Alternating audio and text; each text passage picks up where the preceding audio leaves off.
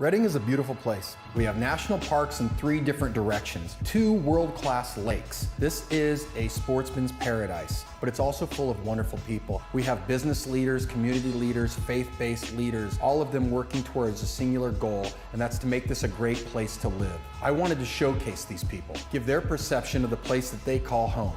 This is allredding.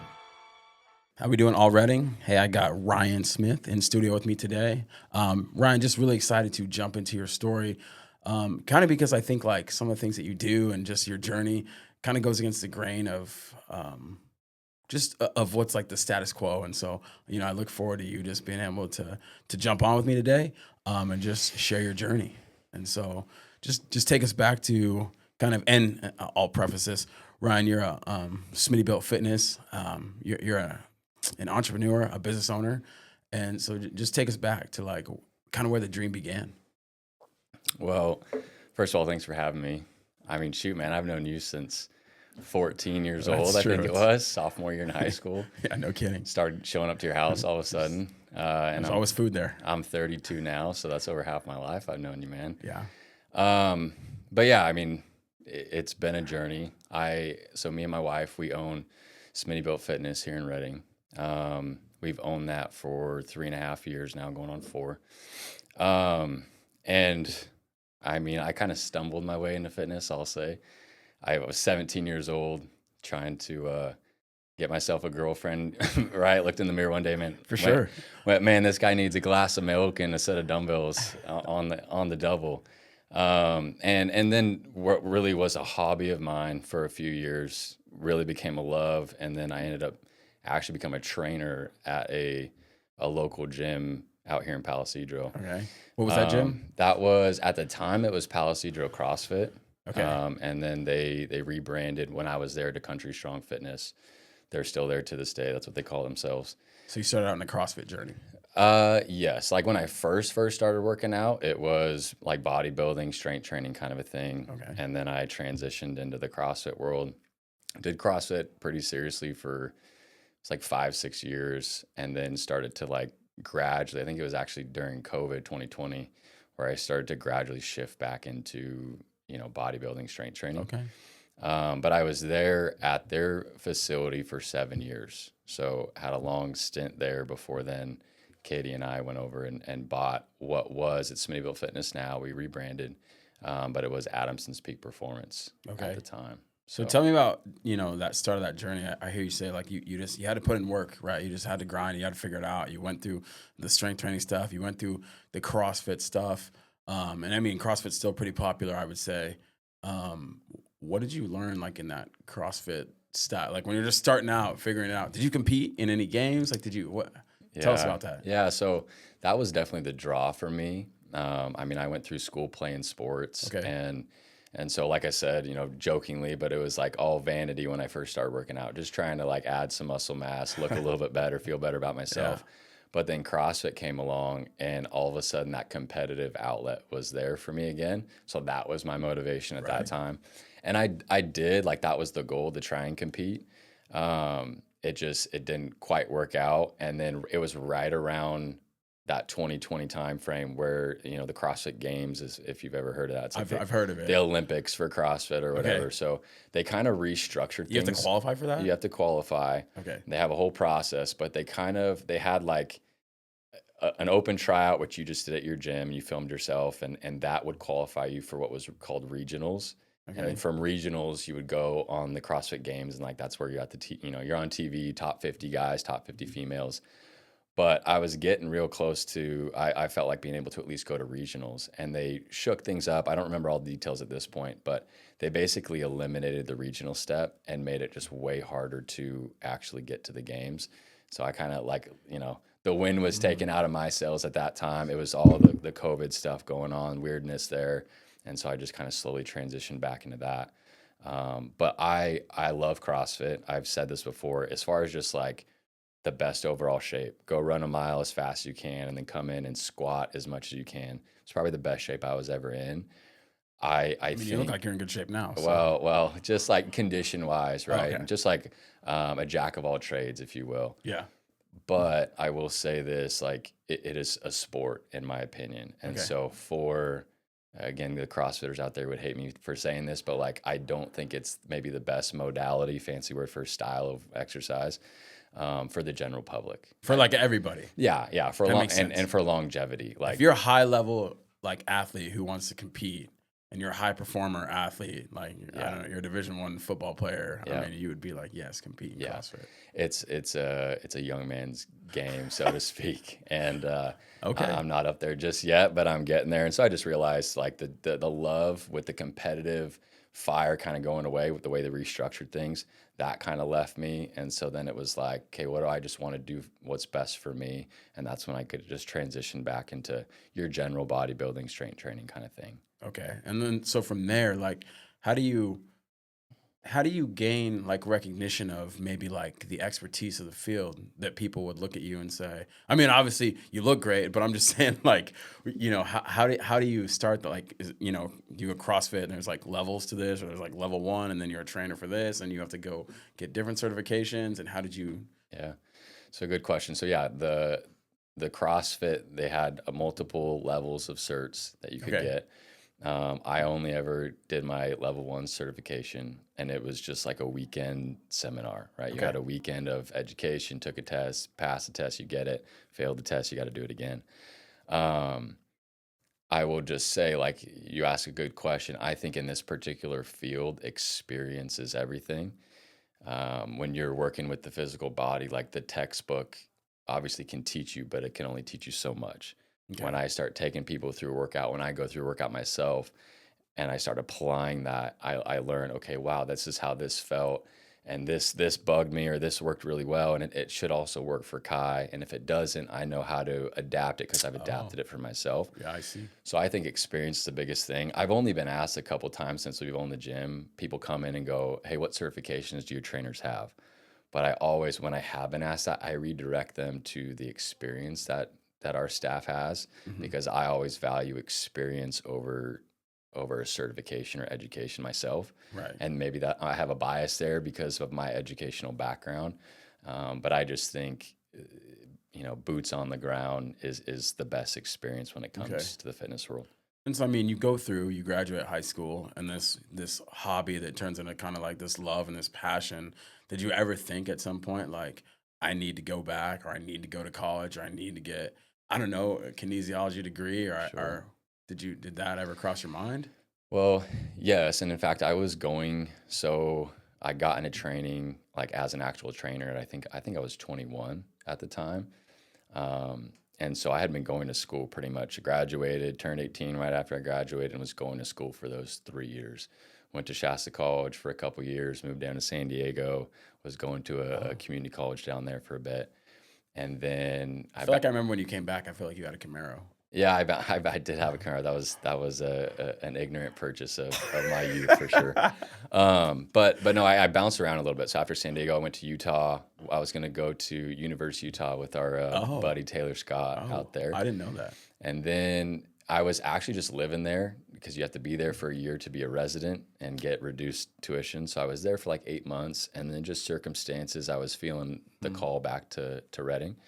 And so I came back here, went back to Shasta solely to play football. I was like done with school at that point. Yeah. Kind of burnt out on it. Never a big school guy, if I'm being honest. Yeah.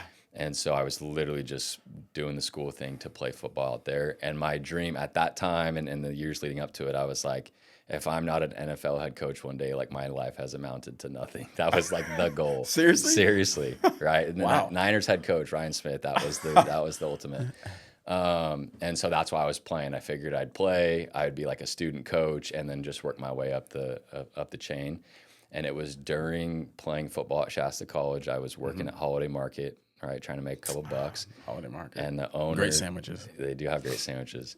The owners of Palo Cedro CrossFit at the time came in through there, right? They were right down the road, and they're like, "Hey, where do you work out?" And like, kind of got me to come into their gym, and I loved it. Walked in, and basically the first day I was like, "I'll scrub your toilets, but what do I need to do to work here? Like, work out here. Like, I'll do anything." And so they actually had a need for a trainer at the time. I said I have zero experience, but they were willing to take me under their wing, and It's pretty cool. yeah, it was great. So Yeah. So you build like a little community. So whatever, like, so does this just like replace the football dream? You're just like, oh, forget, like all of a sudden you get this new burning passion and you're like, all right, Kyle Shanahan can do his thing, like, and I'll let him, Yeah. Well, the Shasta College football experience really opened my eyes to what life would maybe look like at a higher level. I know it's like community college, but I was used to playing football with all my friends in high school, and I had this like image in my mind of what it was like, right? When you're playing sports with all your friends, it's like the time of your life, Friday Night Lights, all that good stuff. And you get out there to the college scene, and you're like, this is a job. This is intense. And some of the love for it was kind of taken. Yeah. And then because of just the way that things ended there, I played 1 year and decided to hang it up. I didn't want to continue the pursuit that I would have needed to be like the student coach and move through that. So then I just like basically put it on pause, got into the CrossFit thing, and then actually one of my coaches out at Shasta, Anthony Cavalli, he hit me up and got me a basketball coaching job here locally just for the middle school. So I was like getting my coaching fix, fell in love with coaching basketball. You and I know we've coached together in the past. Coached together, coached again. Absolutely. Cavalli's name, I feel like always comes up on this podcast. That guy, he's everywhere, he's man. everywhere. He's at the gym now. He's one of our biggest fans. I see him all the time on Instagram doing his thing. Yeah. So yeah, he got me into that world, ironically enough, and I ended up coaching basketball for whatever it was, 7 years. And it was 7 years, two years of the middle schools, and then I was at Foothill for 5, doing the whole AAU thing and all that. So I was definitely getting my coaching fix while doing the training. And then same thing, like the dream to coach was still somewhat alive. Right. I didn't expect like, hey, I'm going to be coaching football, and then all of a sudden I'm coaching girls basketball. Like it was just like two totally different worlds, but I loved it, right? I enjoyed it. And so I was working, again, trying to work the way up through the Foothill ranks, and then the opportunity to buy the gym here in town, Adamson's Peak Performance at the time, presented itself. And so I went ahead and jumped on that. I mean, this wasn't like an immediate thing. My wife and I had thought about it for a long time. We had been somewhere for 7 years at this other place. They were like family to us. And so it was a tough decision. But we decided to go ahead and take that plunge. Felt like God had opened the doors. And so we went that route. And at the same time, the doors to coach, for reasons, that we don't need to discuss, but like those were closed over here on the Foothill side. And so I was like, hey, this is what I'm supposed to be doing in this season. And so it's like you take it over, and it's like you got Joe Adamson, good dude, and it's like, how do you strike a partnership up with that? And like, because it just seems like you're this guy from Palo, Cedro, CrossFit or whatever, whatever it's called, and then it's just like you meet Joe, and Joe's like, hey, I'm on my way out. And I mean, how does he just hands you the key? Like, how does so crazy. So when I first, our connection goes all the way back to when I very first started training out at Palo, Cedro, CrossFit. Oh, okay. Your relative, Daniel Putnam, right, was mutual friends with Joe. And he knew that I was training in Palo, Cedro. And at the time when I first started, it was just like a few hours a week. Like I was just getting my feet wet. And he mentioned that to Joe. Joe was like, hey, I'm looking for a trainer. And Daniel said, well, my buddy Ryan is working, but I know it's pretty limited. Maybe you should talk with him. And so I came over, I met Joe at that point. And basically at that time, he was like, and I get it now being in the seat that I'm in, but he's like, hey, to work here, I would need you to quit over there. Yes. And I had just started, and I loved the environment. I love what was going on over there. So I just said, hey, I appreciate it, but not at this time. Like I'm staying with these guys. So that was the beginning of my training journey, 7 years in. Well, fast forward the clock about 7 years, I get a reach out from Daniel again. Hey, Joe's looking for potentially a manager type position. And I threw your name out there, and he would maybe like to chat with you. So I went in and chatted with him. Me and my wife are both in a season of like, okay, we either need to move up in this industry or we need to move out of this industry. And so, you have a plan where you were going to go? We had no plan, but that was our thought process. Like we got to figure out how to do more in this industry. Like we were starting to have kids. Like how can we do more from a financial perspective, or how can we just pivot out and do something else? And we had no idea what that something else would be. And so this door all of a sudden gets open. And again, the conversation was to step in as a manager. And he's an entrepreneurial guy. I'm an entrepreneurial guy. And basically I was coaching and everything at that time. And he was like, well, I don't know if it's going to work for you to do all these other things, which he knew better because he had been in it. But I'm like, no, I want to do it all. And so the whole manager thing wasn't going to work out. But I basically came to him and said, well, would you sell me the gym? And he's like, yeah, that's basically what he was ultimately wanting. So it just perfectly worked out. We started having conversations, and about 6 months later, we were signing papers. But that's like crazy because if you, I mean, I think about that and I go, okay, but here's the thing, like you're trying to figure it out. It's like you got your young family, you got your wife. Yeah. How many kids do you have at the time? At the time, we had two. So like, but this is like a risk. Like you're not just going to start a business with. You got to have capital. You got to have a plan. You have. At the time, it's like you have 1 or 2 certifications, and you're just like. Just full on straight up going for it. You gotta, I guess you gotta risk it to get the biscuit, but man. I don't know, dude. Well, it was definitely some ignorance was in there for sure. Okay. That makes sense. Ignorance is bliss. Yeah. And so, we didn't really fully understand what we were stepping into. And it's been just like a crash course. This last 3.5 years of business ownership, I feel like has given me as good of or better of an education than anything else could have. And so, like I said, we didn't know exactly what we were getting into, the depths of it.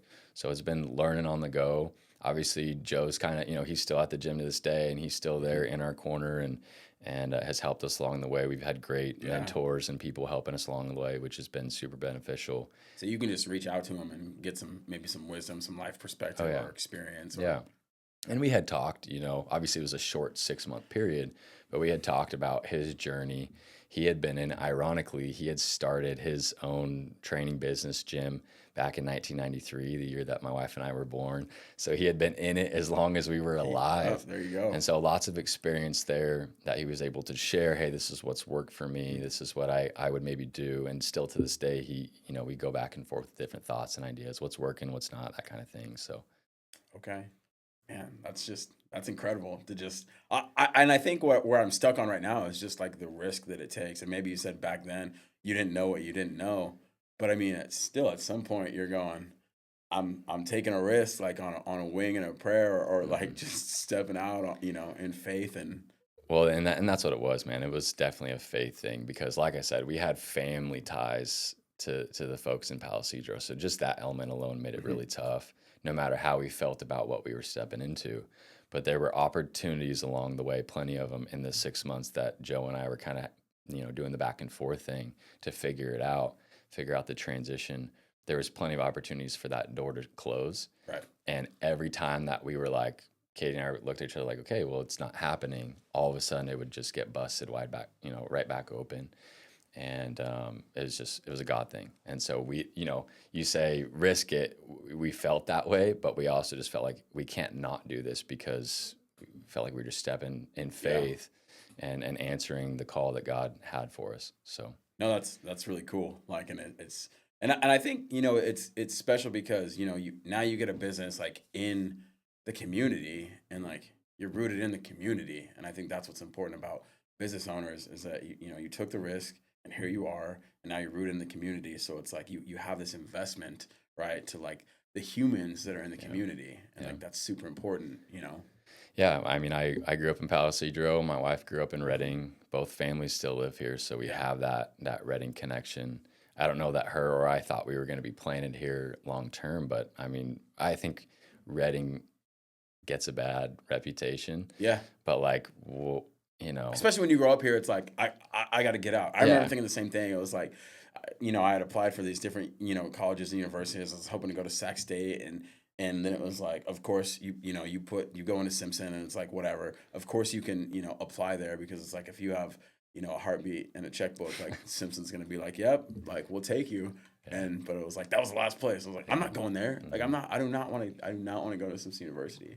Like it is this like just reluctancy, like to the core of my being, like it's like you have to go experience something different, and I think like it's home. Right? It's home. Well, I bounced, like I said, I was in San Diego, which is like coming from Redding. I thought this is going to be paradise, right? 70 degrees and sunny year round, and beaches and all the good stuff, and then that didn't last long. I ended up going to Utah, like I said, and Utah, where I was living at, is a nice place. There's mountain ranges and snow and, you know, beautiful landscape. But after a while, just like, man, I miss Redding. Like, I can't believe I'm saying it, but I miss Redding.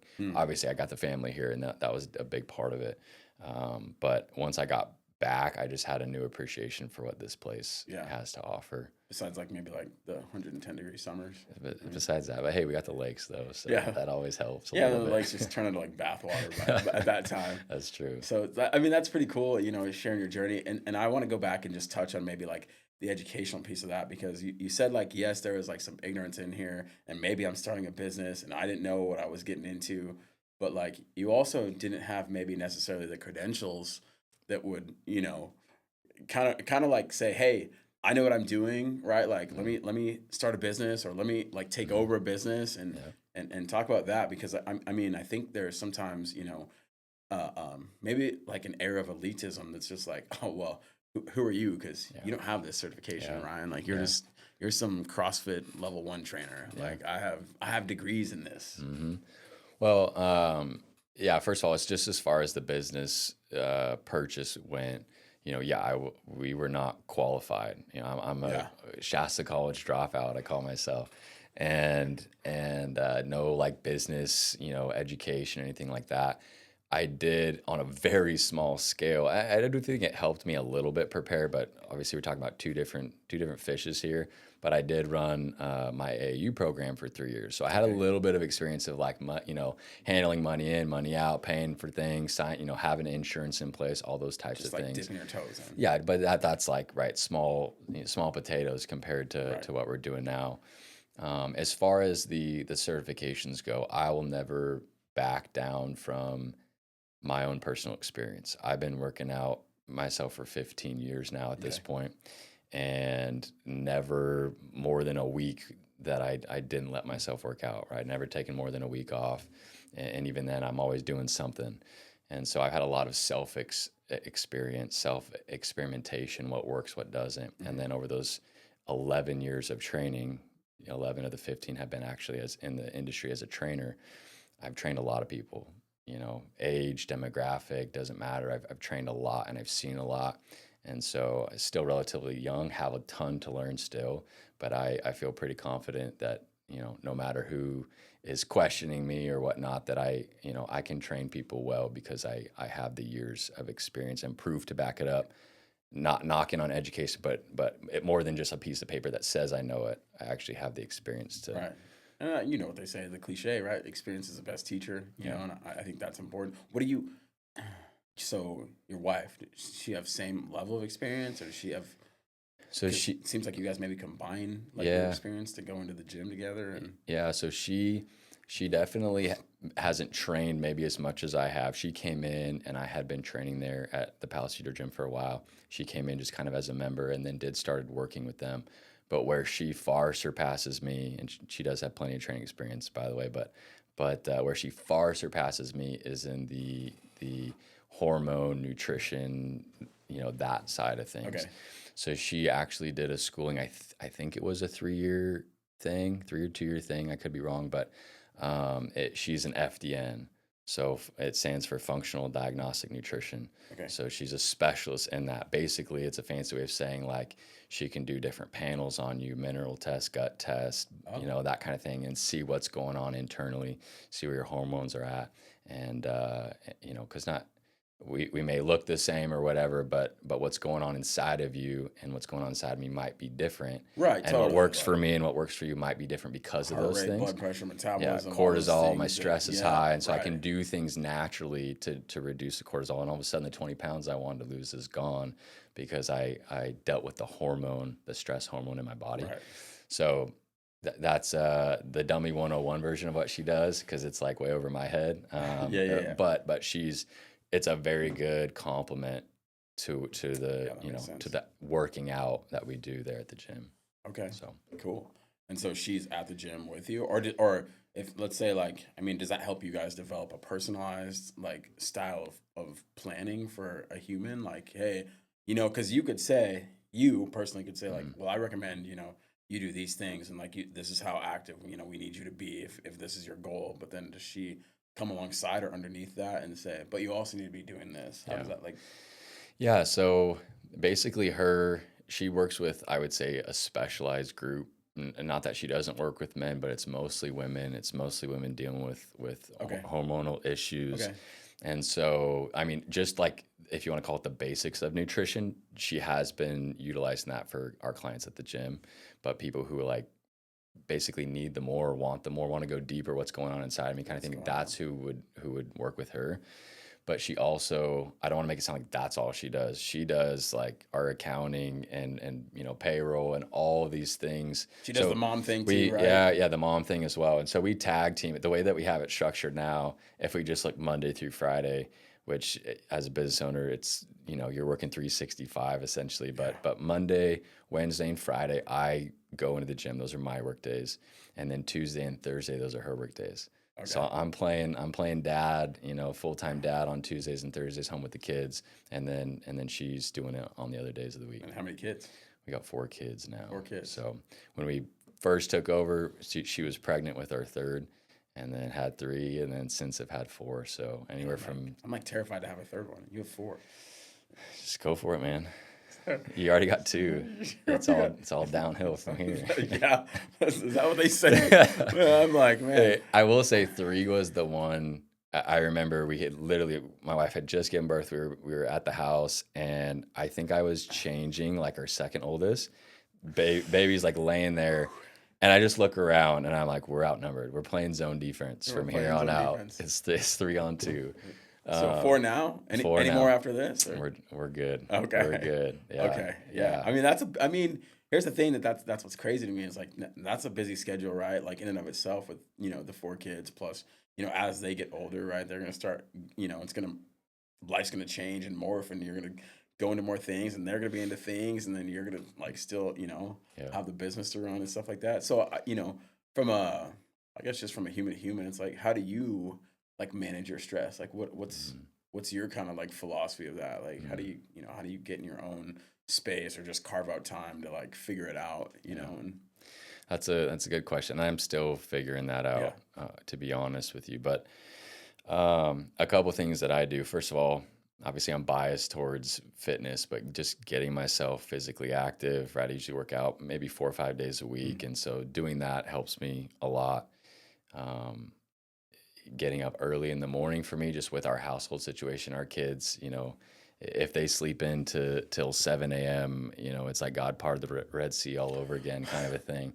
And so I got to get up real early to be able to, I here's my coffee, here's my scriptures, and I'm just spending some time with the Lord, kind of getting my mind ready for the day, preparing my heart to do the dad thing as well as I can. And so those couple things really help, making sure that I stay connected with Katie, getting date nights, getting as much time as we can. Kids go to bed and just then connecting, having some conversation, catching up from the day, kind of a thing. And if you're not doing those things, for me, it's been harder to be present with the kids. And that's probably been the biggest stressor outside of the business itself, is balancing, how do I do this thing over here really well, the business, lead these people, help these members of ours. Right, serve the community, while also making sure that I'm being as good of a dad as I can be, and super present for the family as well. It's the biggest struggle.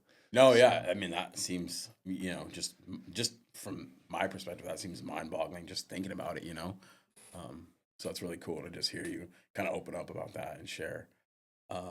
So I guess just along that same lines, like, what have been like some of your biggest challenges or learning moments in kind of the process of like, if you could take some like nuggets away and go, hey, like I had to, because again, you're just the experience is the best teacher type of human. And it's like, so what are some of those things, I guess, where those like core lessons stand out to you in a situation or situations where you've like, you had to come to grips with that reality and you're like, oh, okay, I get it now.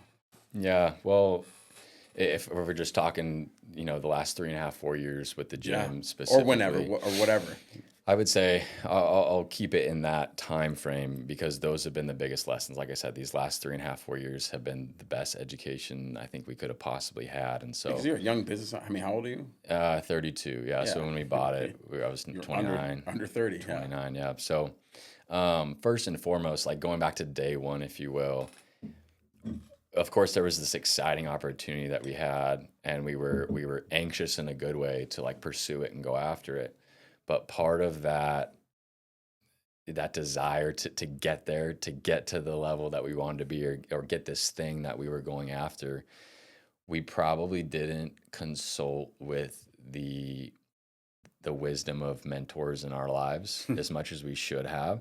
Of course, we were talking to people and trying to collect some of that wisdom, but we were so steadfast in like, we got to get after this thing. We got to get after it now. Did anyone ever say like, "Hey, dude, like this is a bad idea"? Like, no one ever said that. I would say from that standpoint, like people definitely encouraged us along the way. They wanted this for us, people that we were speaking with at the time, but there was just parts of the process that we should have probably like slowed down a little bit, let them into it a little bit more, and said, "Hey, this is what we're thinking. This is what this might look like if we go for it the way that we're supposed to. What do you think?" And we didn't do that as much as we should have. So that was a lesson learned the hard way. Now, fortunately for us, those same people who provide wisdom in our lives have continued to be there for us during this time. So we've continued to be able to glean that over time. But that was probably the biggest thing. I think the second thing, going into business is one thing. Going into it with your spouse is another thing. For me personally, that could cause some, potential tension on the home front, right? I mean, we got to make these decisions, and I mean, it's not just what's best for the business, right? Like it's got to be what's best for the family at the same time, and so. Yeah, no, you're totally right, and those challenges do present themselves. I think my wife would feel the same way. We wouldn't be doing this if we weren't doing it together. Like I wouldn't be wanting to own the gym if it was just me on my own. Just being frank, it's her support and having that,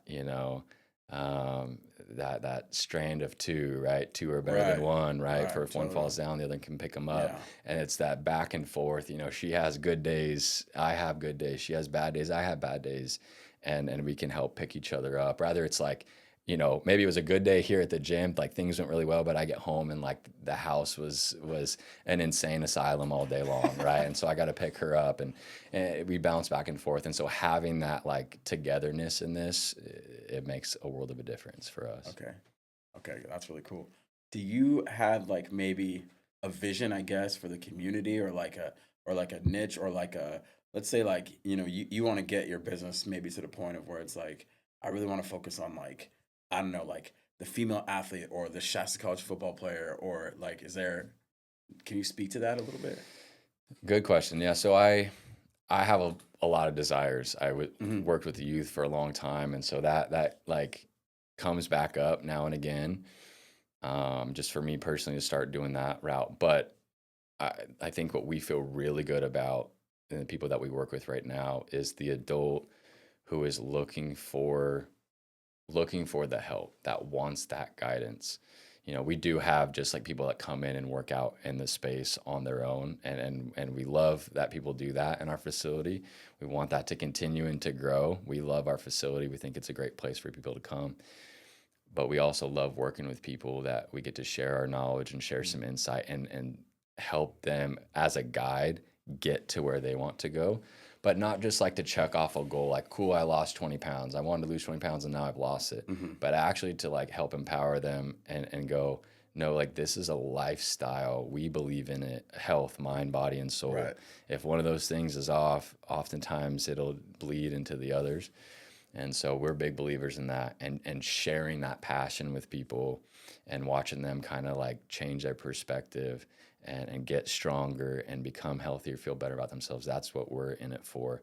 And I think we do that really well through personal training, and specifically we call it semi-private personal training programs called Built for Life, but it's semi-private personal training.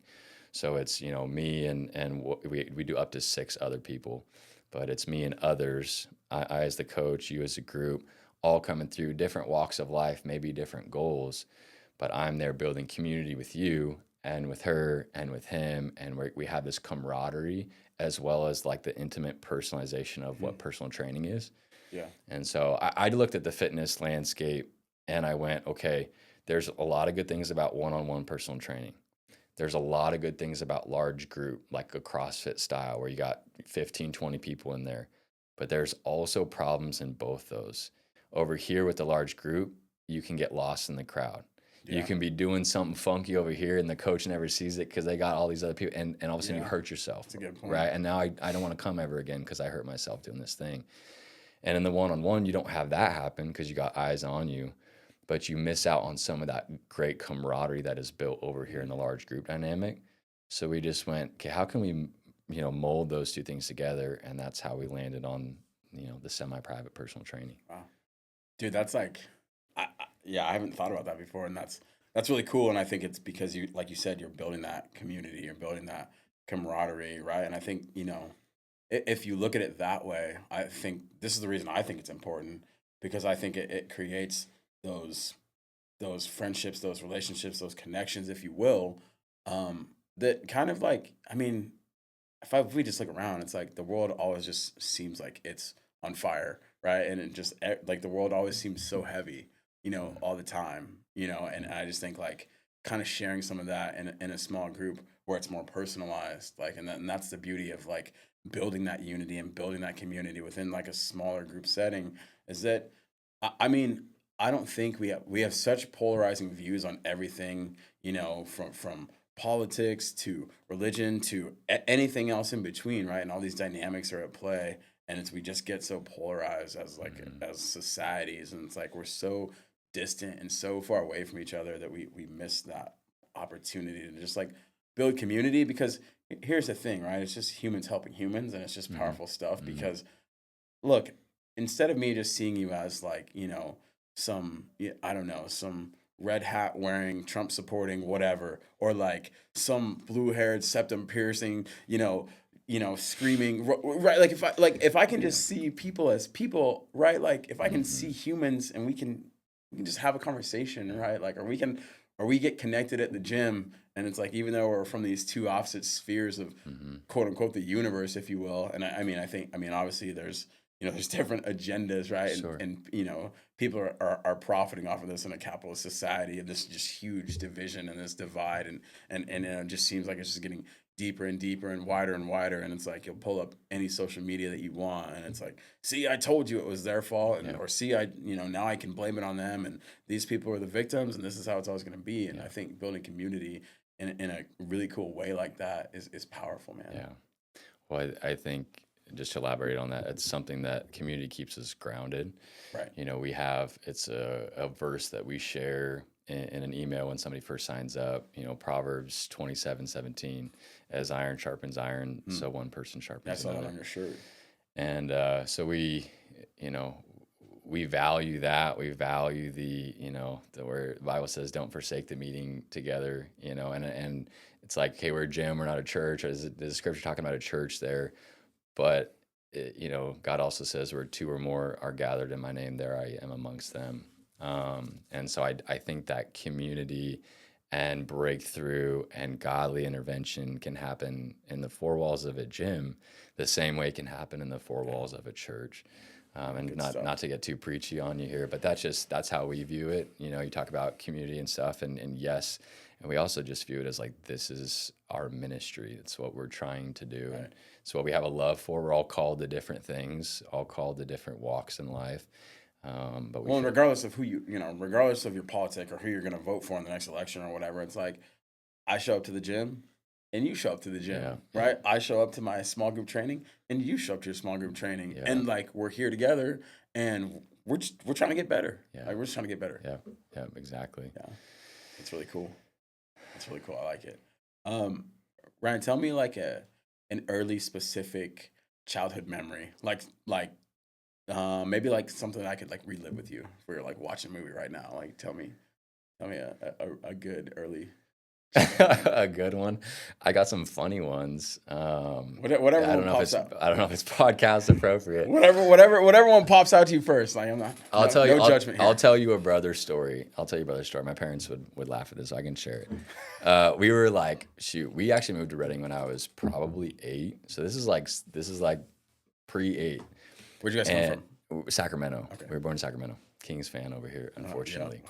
It's a rough life. I know they can just, I feel like they can just never figure it out. Like just, Yeah. Hey, I must like suffering to be a Kings fan, but, so we were sitting there and we're playing James Bond on Nintendo 64, right?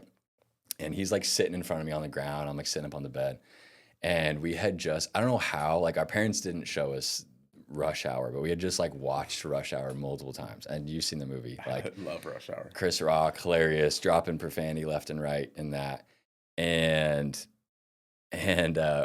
somehow we were shown that and we picked up on it. So he and James Bond were going on one. He kills me in one of these things, and I get mad and I say, "You little B," and I slap him upside the back of the head. I said the word, and he turns around and he's like, "What did you say?" Older Like, brother, younger brother? younger brother. Okay. This is the first curse word any of us have ever said. Okay. So he's just like mortified that I said this. Okay. And so he's, I'm going to tell mom and dad. And so as the little brother would, I pin him down and basically negotiated with him till he, relented. Forget what I did, but I convinced him, hey, no, you don't got to tell mom and dad this, and this. And he goes, all right. So that's just the life of having a brother. And then he never told you. He never told him.